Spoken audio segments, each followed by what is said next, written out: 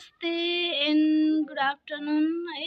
आज चाहिँ हामीले दिउँसो बस्दा अल्छी लागेर है अनि भ्लग बनाउँ न भनेर मेरो बहिनीले भनेपछि है अब भ्लग बनाउन स्टार्ट हाम्रो। अनि के गर्दैछौ बहिनी तिमी?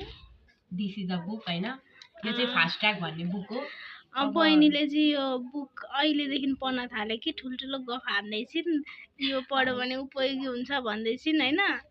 तपाईहरु पनि पढेर किनेर पढ्नु हुँदैछ भने हैन, लोकसेवा पढ्नु हुँदैछ भने चाहिँ यदि पढिसक्नु भयो भने चाहिँ हजुरहरुको 100% फर्स्ट पेपरमा नाम निक्लिन्छ। उहाँले दिएर निकाल्नु भएको हैन, मसँग एक्सपिरियन्सै हुनु पर्दैन। अब गाउँमा कुनै न कुनै व्यक्तिहरुले पढ्नु भएको छ भने त थाहा हुन्छ नि त।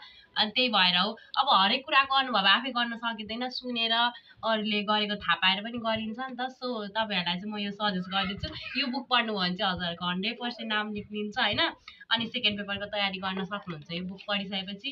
अब यही हो, अरू त्यस्तै लोकसेवाको जानकारीहरु पाउनु छ भने मेरो च्यानलमा सब्स्क्राइब गरिदिनु होला, शेयर गरिदिनु होला। सब्स्क्राइब गरेर अनसब्स्क्राइब चाहिँ नगरिदिनु होला। सब्स्क्राइब गरेर सब्स्क्राइब चाहिँ सबैले गरिदिनु होला हैन। हजुर।